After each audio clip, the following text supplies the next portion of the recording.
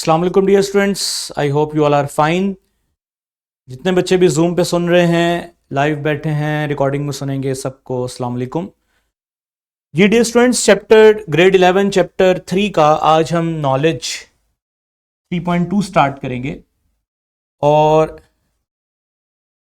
इस नॉलेज के अंडर जो एसएलओस आते हैं, जो ग्रुपिंग की गई है, पहले हम उसको देख लें और आज जो हम एसएलओ डिस्कस करेंगे उसको भी हम हाईलाइट कर लें। तो describe the shape and the bond angle in a molecule using VSEPR theory.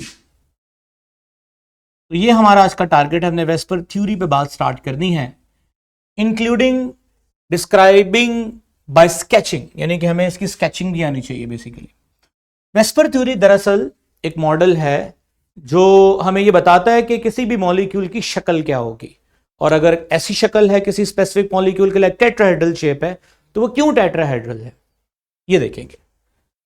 Further अगला एसएलओ भी उसी का ही है, predict the shape and the bond angle in molecule and ions.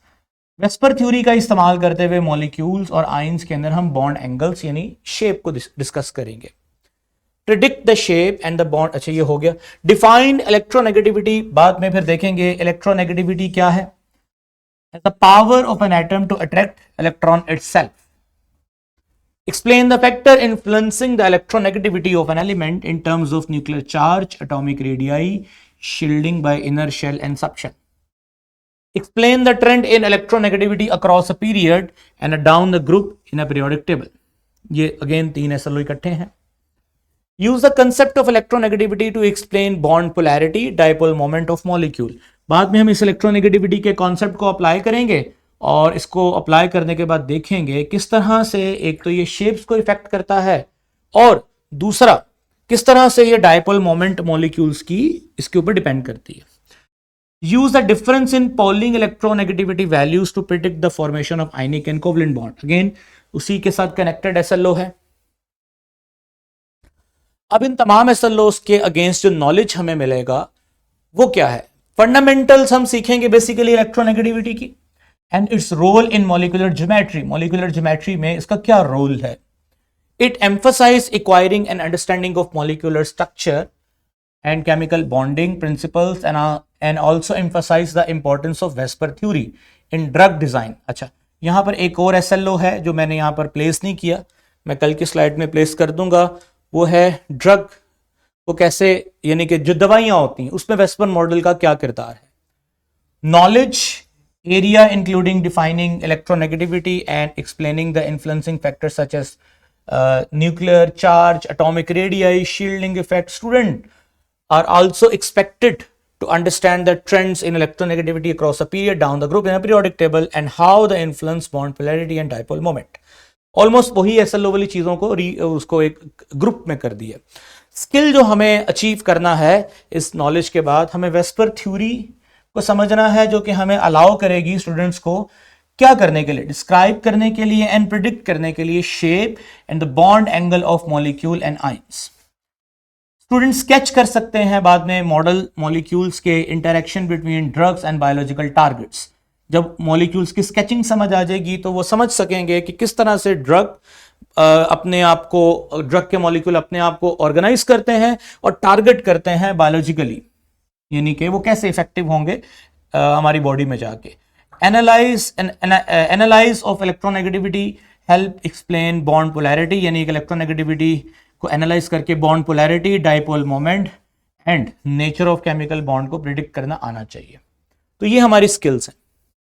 So without wasting any time हम अपना पहला lecture जो है इस नॉलेज का वो स्टार्ट करते हैं। और जैसे कि मैंने बोला, इस लेक्चर में हमें जिस चीज को समझना है वो है वेस्पर थ्योरी।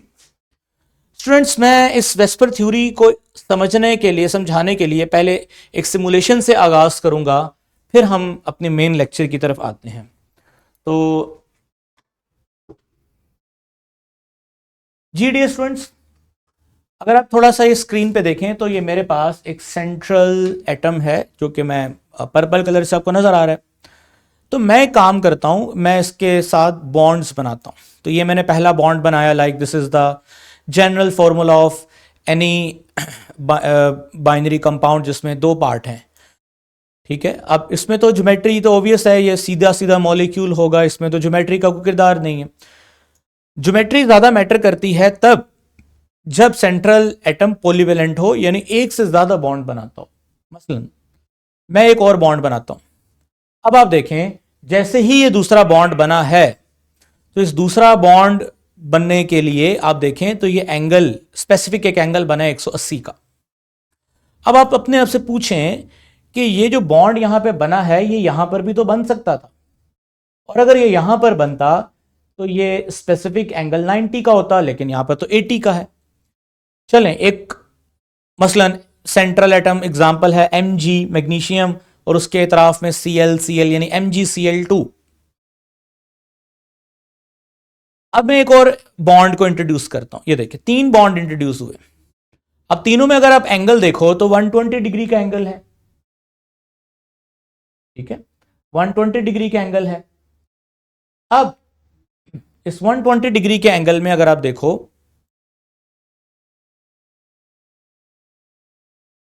ठीक है, तो ये शेप नीचे आ रही है, ट्राइगोनल प्लेनर। अब इसकी एग्जांपल क्या हो सकती है, सेंटर में एल्यूमिनियम है और इतराफ में 3 क्लोरीन है, AlCl3। अगर मैं चौथा बॉन्ड इंट्रोड्यूस कराता हूं लाइक CH4,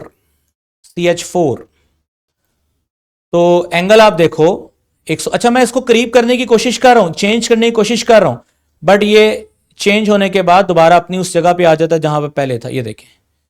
तो 109.5 ऐसी शेप को हम टेट्राहेड्रल कहते हैं, ठीक है। चलें अब ऐसा करते हैं, सम टाइम मॉलिक्यूल में 2 तरह के इलेक्ट्रॉन पेयर होते हैं, बॉन्ड पेयर भी होता है और लॉन पेयर भी होता है। तो मैं इसको चेंज करता हूं कुछ इस तरह से कि मैं 2 अदद बॉन्ड पेयर लगाता हूं और 1 लॉन पेयर लगाता हूं। इसकी बेस्ट एग्जांपल है वाटर के अंदर आपको पता है सेंटर में ऑक्सीजन होता है, उसके यहां पर हाइड्रोजन और ऊपर एक, बल्कि वाटर में 2 लॉन पेयर होते हैं, ये देखें 2 लॉन पेयर होते हैं, ठीक है, ओके। तो अब जरा यहां पे देखें इसकी जो मॉलिक्यूलर शेप है वो बेंट एंगुलर है, क्योंकि आपको पता है मॉलिक्यूल के अंदर लॉन पेयर तो काउंट नहीं होते, लॉन पेयर तो इलेक्ट्रॉन पेयर है। मॉलिक्यूल की शक्ल देखी जाए तो वो कुछ इस तरह से, अगर आप मेरे एरो को एनालाइज कर रहे हैं, देख रहे हैं, तो ये मॉलिक्यूल है दरअसल। दिस इज द ये वो स्पेस है जहां पर एटम्स ने अपने आप को ऑर्गेनाइज किया हुआ है। ये जो है ये तो लॉन पेयर है, ठीक है, ये मॉलिक्यूल की शक्ल में नहीं आएगा।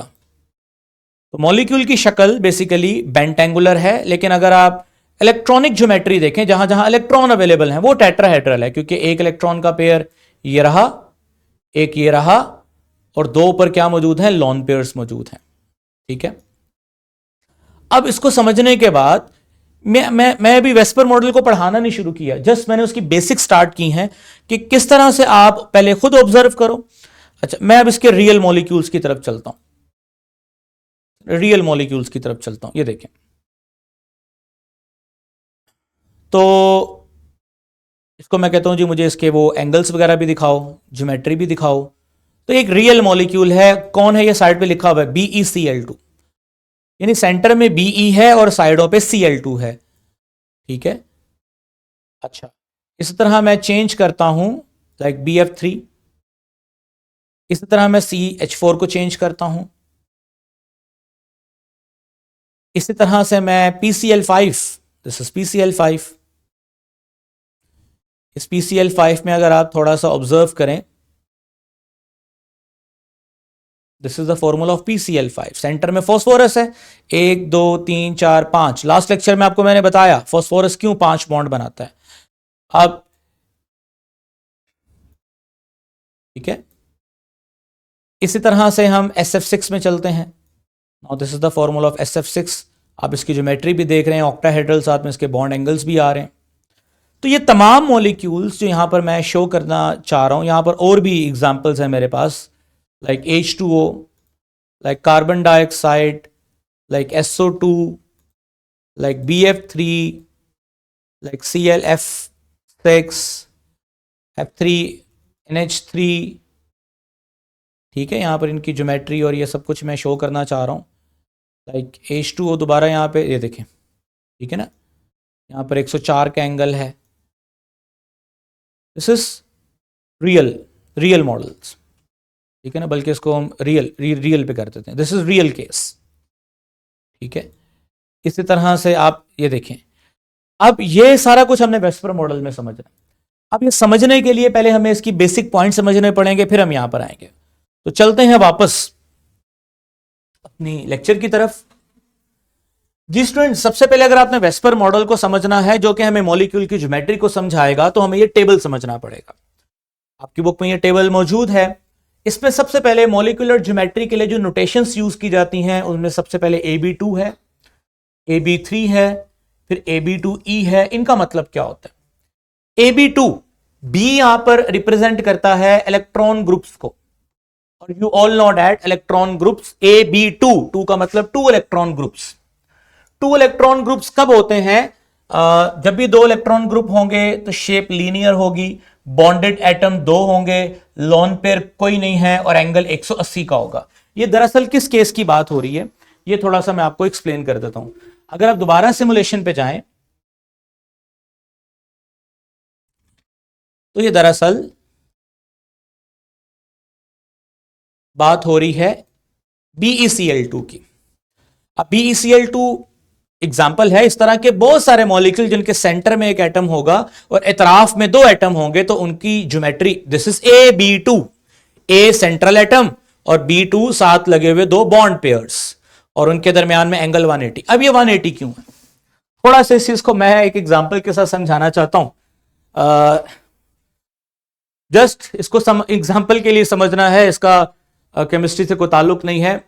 मैं एग्जाम्पल देता हूं, अक्सर आप मूवीज में देखते हैं या आप रियल लाइफ में भी देखते हैं कि एक शख्स, उसकी एक ही शादी है, उसको कोई मसला नहीं, लेकिन उसने एक और शादी कर ली और अपनी पहली बेगम से नहीं पूछा, तो अब वो अपनी दूसरी बेगम को पहली बेगम के पास तो घर नहीं लेके देगा, दूर ही लेके देगा। और उसके पीछे का जो लॉजिक है वो यही है कि लड़ाई कम से कम हो। तो वो जिस जगह पहली बेगम का घर है उसके बिल्कुल ऑपोजिट मैक्सिमम डिस्टेंस पे दूसरी बेगम के घर को रखेगा, ताकि इनका चांस कम से कम हो मिलने का। सिमिलरली मॉलिक्यूल भी यही करता है। एक मॉलिक्यूल जिसके सेंटर में एक एटम है, वो एक से ज्यादा बॉन्ड बनाना चाहता है, बनाए, लेकिन बनाते वक्त इस चीज का ख्याल करे कि बॉन्ड के अंदर इलेक्ट्रॉन्स हैं, और इलेक्ट्रॉन्स एक दूसरे को क्या करते हैं? रिपेल करते हैं। अब उस रिपल्शन से बचने के लिए सेंट्रल एटम की यह जिम्मेदारी है कि अपने इर्द गिर्द इलेक्ट्रॉन्स को इस तरह से ऑर्गेनाइज करे कि उनमें ज्यादा से ज्यादा फासला हो, ताकि रिपल्शन कम से कम हो। यही वेस्पर मॉडल का मेन पास्टुलेट है। इसी चीज को हमने सिमुलेशन में हाईलाइट किया है, और इसी चीज को अगर आप देखो तो यही तो हो रहा है यहां पर, यही चीज तो हो रही है यहां पर बार बार, कि जैसे ही मैंने दूसरा बॉन्ड अरेंज किया तो मैं इसको करीब लेके आना चाहता हूं, लेकिन नहीं होगा, रिपल्शन बढ़ेगी, क्योंकि इस बॉन्ड के अंदर जो इलेक्ट्रॉन पेयर है और जो इस बॉन्ड के अंदर इलेक्ट्रॉन पेयर है, दोनों में दरअसल लड़ाई है, दोनों में रिपल्शन है, और दोनों में जो रिपल्शन है वो मिनिमम रहनी चाहिए। इसलिए इनको मैं करीब भी कर रहा हूं तो ये नहीं आएंगे। यही मॉलिक्यूल ने इस चीज को देखना है कि बॉन्ड्स को ऑर्गेनाइज करते वक्त मैक्सिमम डिस्टेंस रखा जाए ताकि रिपल्शन मिनिमम हो। This is the main point of VSEPR model, जो कि हमने कल पढ़ना है। आज हमने सिर्फ टेबल को समझना है। तो स्टूडेंट्स, AB2 से मुराद क्या है आपको समझ आ गया। AB3 से मुराद क्या होगा? वही A सेंट्रल एटम है। B3 का मतलब यहां पर 3 अदद ग्रुप हैं इलेक्ट्रॉन के। बॉन्ड एटम्स कितने हैं यहां पर? 3। जाहिर सी बात है AB3। तो इसकी एग्जांपल जो आ रही है यहां पर सामने। अच्छा, अब यहां पर थोड़ा सा मैं आपको एक चीज पॉइंट ऑफ व्यू आपका क्लियर करना चाहता हूं, आप उसमें कंफ्यूज ना होइएगा। वो ये है कि डबल बॉन्ड, जैसे मैं भी आपको सिमुलेशन पे ये चीज दोबारा दिखाता हूं।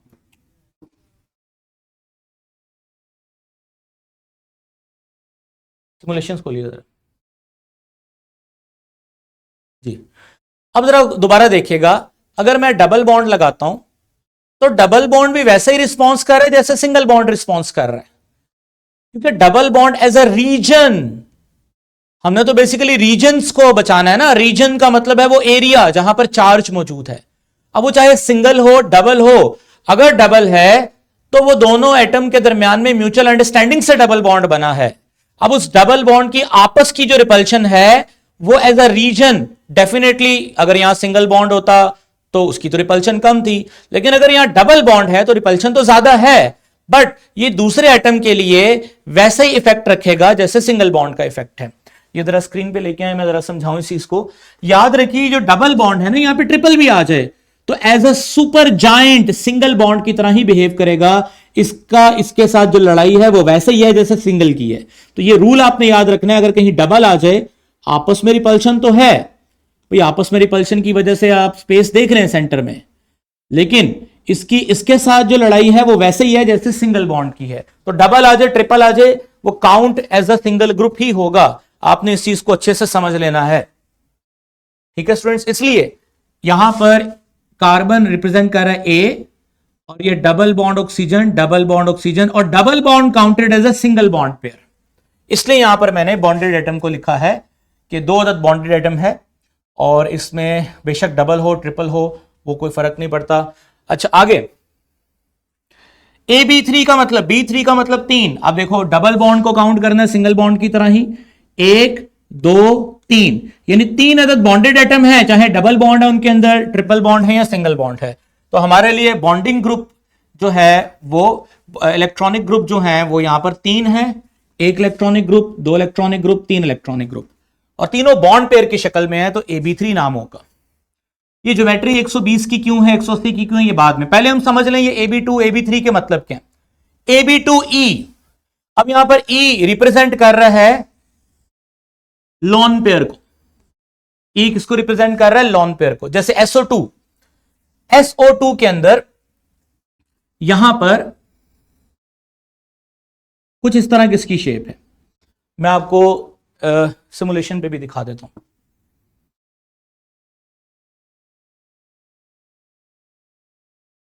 आई गेस मेरे पास यहां पर इसकी शेप मौजूद हो।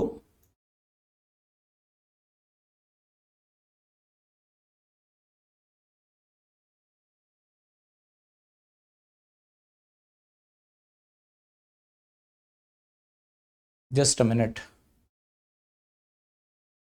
जी, ये आप देखें, ये देखें, ये डबल बॉन्ड, ये डबल बॉन्ड और ऊपर लॉन पेयर। तो ये डबल बॉन्ड, ये एक बी, ये दूसरा बी डबल बॉन्ड, और इलेक्ट्रॉन पेयर जो लॉन पेयर है, यहां पर बेसिकली 2 तरह के इलेक्ट्रॉन पेयर हैं, bond pair and lone pair. तो लॉन पेयर को हम ई के नाम से काउंट करेंगे। तो नेक्स्ट आपको AB2E, जब भी AB2E होगा तो 3 अदद इलेक्ट्रॉन ग्रुप हैं, उन इलेक्ट्रॉन ग्रुप के अंदर 2 अदद बॉन्ड पेयर हैं, 1 अदद लॉन पेयर है, एंगल इतना है, शक्ल इसकी बाद में बात है, बस हम अभी हमारा टारगेट है इन लफ्जों को समझ। अगर आप अगली स्लाइड पे जाएं तो नेक्स्ट हमारे पास आता है AB4। AB4 का मतलब वही 4 हमारे पास जो है वो इलेक्ट्रॉन ग्रुप हैं। आप देख सकते हैं CH4 में 1 2 3 4, ठीक है। इसी तरह AB3E में जाएंगे तो 4 ही इलेक्ट्रॉन ग्रुप हैं, जिसमें 3 बॉन्ड पेयर होंगे और 1 अदद लॉन पेयर होगा। जैसे अमोनिया में वी ऑल नो डैट यहां पे लॉन पेयर पाया जाता है। AB2E2 में मतलब क्या है, इसका 4 ग्रुप हैं, 2 बॉन्ड पेयर हैं, 2 लॉन पेयर हैं, यानी 2 बॉन्ड पेयर 2 लॉन पेयर। जैसे वाटर प्राइम एग्जांपल है इसकी, ठीक है स्टूडेंट्स। आगे चलते हैं। इसी तरह फिर AB5 है। AB5 का मतलब क्या है, जस्ट अ मिनट, ये AB5 का मतलब है 5 बॉन्ड पेयर, यहां पर कोई लॉन पेयर नहीं है, तो एग्जांपल है PCl5, पांचों के पांचों बॉन्ड पेयर हैं। AB4 मतलब 5 पेयर हैं लेकिन 4 बॉन्ड पेयर हैं, 1 लॉन पेयर है। E का मतलब लॉन पेयर। AB3E2 मतलब 5 हैं टोटल, B3E2, लेकिन उसमें से 3 बॉन्ड पेयर हैं, 2 लॉन पेयर होंगे। इसकी एग्जांपल क्या है, ClF3, we all know that chlorine का ताल्लुक 7वें ग्रुप से है, तो उसके बाहर वाले शेल में 1 2 3 4 5 6 7, ये मैंने जो ग्रीन कलर के इलेक्ट्रॉन बनाए हैं ये क्लोरीन के हैं, और इसने अपना फ्लोरीन के साथ सिंगल सिंगल बॉन्ड बनाया, और 2 अदद इसके पास लॉन पेयर हैं, यानी 3 बॉन्ड पेयर 2 लॉन पेयर। तो ये AB3E2 में आएगा। फिर AB2E3 यानी कि 2 अदद बॉन्ड पेयर 3 अदद लॉन पेयर। तो जैसे जीनॉन फ्लोराइड, इसके जीनॉन के पास 8 इलेक्ट्रॉन होते हैं, 1 2 3 4 5 6 7 8, उसने एक अपने 2 इलेक्ट्रॉन उसने बॉन्ड में यूज किए हैं और 3 अदर उसके पास लॉन पेयर हैं। अब आप थोड़ा सोच रहे हैं सर नोबल गैसेस तो रिएक्शन ही नहीं करती, लेकिन करती हैं इन सम केसेस, यही हम डिस्कस करेंगे। Ab2E3, ठीक है। अब चलते हैं नेक्स्ट, हमारे पास अगली जो चीज है वो है Ab6। This is Ab6। Ab6 में अगेन 6 अदर बॉन्ड पेयर होंगे, 6 के 6 यहां पर बॉन्डेड हैं, कोई लॉन पेयर नहीं है। तो SF6 इज एन एग्जाम्पल जो कि Ab6 कैटेगरी से बिलोंग करता है। Ab5E यानी 5 bond pair, 1 lone pair. Ab4E2 4 bond pair, 2 lone pair, total 6 हैं सब में, यानी टोटल यहां पर बॉन्ड पेयर लॉन पेयर दोनों को मिलाकर 6 हैं। कहने का मतलब बेटा यह है, अगर आपने वेस्पर मॉडल को समझना है तो वेस्पर मॉडल में यूज होने वाली नोटेशंस का पहले पता हो। आई होप कि मॉलिक्यूलर ज्योमेट्री में Ab2, Ab3, Ab2E से मुराद क्या है समझ आ गई आपको। Ab2 के अंदर बड़ी मिसालें होंगी, Ab3 के अंदर भी बेशुमार मिसालें होंगी, Ab2E के अंदर भी बेशुमार मिसालें होंगी। अगर आप Ab2E को समझ लोगे तो ये केस जिस जिस मिसाल पर अप्लाई होगा वो उस पर आप यूज करोगे। जैसे मैं आपको एक मिसाल देता हूं, अगर मैं Ab3 समझ जाता हूं, Ab3, तो ये सिमुलेशन अभी मैं आपको ये सिमुलेशन ये देखें सर, अगर मैं Ab3 समझ जाता हूं तो मेरे लिए ये BF3 को समझना आसान है क्योंकि ये AB3 से ताल्लुक रखता है, ठीक है। इसी तरह से अगर फर्दर मैं देखूं, इसमें फर्दर कोई एग्जांपल तो नहीं है, लेकिन BF3 AlCl3 सेंटर में Al आ जाए, तीनों तरफ Cl आ जाए, वो भी इसी तरह का मॉडल होगा। तो एज अ मॉडल अगर हम किसी चीज को समझ जाएं, अब वो मॉडल कौन कौन से हैं वो सारे मैंने आपको यहां लिख के दिए, AB2, AB3, AB2E। हम इन मॉडल्स को समझेंगे, एक एक मिसाल लेंगे। एक मिसाल लेने का मतलब है कि मॉडल को एज एग्जांपल भी समझ लें, लेकिन इसका मतलब यह नहीं कि AB2 से मुराद सिर्फ कार्बन डाइऑक्साइड होगा। AB2 से मुराद वो तमाम ऐसे मॉलिक्यूल जिसके सेंटर में एक मेन पॉलीवेलेंट एटम होगा और उसके गिर्द 2 अदद इलेक्ट्रॉन ग्रुप पाए जाएंगे। आई होप स्टूडेंट्स कि आज इस वेस्पर मॉडल के सिमुलेशन बेसिक इंट्रोडक्टरी लेक्चर को आप समझ चुके हैं, जिसमें हमने सबसे पहले एक सिमुलेशन की मदद से वेस्पर का मेन आइडिया समझा, चार्ट को समझा। इस चार्ट में जितनी भी एग्जांपल्स हैं कल हम समझेंगे। कल के लेक्चर में इंशाल्लाह पहले तो वेस्पर मॉडल के जो 4 पोस्टुलेट हैं उसको हम समझेंगे। उन 4 पोस्टुलेट्स को समझने के बाद फिर हम जितने भी केसेस हैं उनको 1 बाय 1 डिटेल से डिस्कस करेंगे। आज के लेक्चर में सिर्फ हमने वेस्पर मॉडल को इंट्रोडक्टरी पढ़ना था, वो हमने पढ़ लिया। इसमें क्वेश्चन क्या आ सकते हैं, डेफिनेटली कल आपने इस चार्ट के अंदर ये एंगल्स वगैरह जो हैं सारे सिमुलेशन जो मैंने आपको दी, आप फेट पे जाएं, ये सिमुलेशन के जो लिंक हैं ये डिस्क्रिप्शन में मौजूद होगा, इसको प्ले करें। अदरवाइज आप फेट पे जाएं, वहां पर मॉलिक्यूलर ज्योमेट्री लिखें, ये आपको सिमुलेशन मिल जाएगी। इसमें आप रियल, एक होता है मॉडल, एक होता है रियल केसेस को सामने रखें। रियल केसेस को सामने रखते हुए इनके लॉन पेयर बॉन्ड एंगल्स वगैरह को यहाँ पे टिक कर लीजिएगा ताकि आपको ज्योमेट्री भी साथ में नजर आए। जितनी भी एग्जांपल्स मैंने यहाँ लिखी हैं वो सारी की सारी ऑलमोस्ट मेरे जो टेबल में सारी एग्जांपल्स जो लिखी हैं वो इस सिमुलेशन में मौजूद हैं। तो आपने होमवर्क करना है, पहले इन तमाम मॉलिक्यूल्स के जो एंगल्स हैं आपने खुद जज करने हैं, इतना एंगल क्यों है, इतना एंगल क्यों है, इतना एंगल क्यों है। कल मैं फिर इसकी डिटेल रीजनिंग बताऊंगा कि ये केस होने की वजह से इतना एंगल क्यों होता है, केस में अगर ये तब्दीली है तो शेप में क्या चेंजेस आती हैं। तो ये हमारा कल का लेक्चर है। यहां तक बेटा कोई क्वेश्चन है तो आप कर सकते हैं, अदरवाइज फिर हम अपना लेक्चर वाइंड अप करें। जी स्टूडेंट्स, ऑल ओके? हाँ जी, इसमें कल वो पॉइंट देखेंगे। बच्चे ने सवाल किया कि बॉन्ड पेयर लॉन पेयर में रिपल्शन का कोई फर्क होता है। डेफिनेटली बॉन्ड पेयर और लॉन पेयर की रिपल्शन में फर्क होता है, इस चीज को हमने कल एड्रेस करना है। Okay dear students, I hope you all are, ये सारा लेक्चर आपको अच्छे से समझ आ गया है। इंशाल्लाह बाकी कल यहां से आगे कंटिन्यू करेंगे। तब तक के लिए मुझे इजाजत दें। टेक केयर, अल्लाह हाफिज।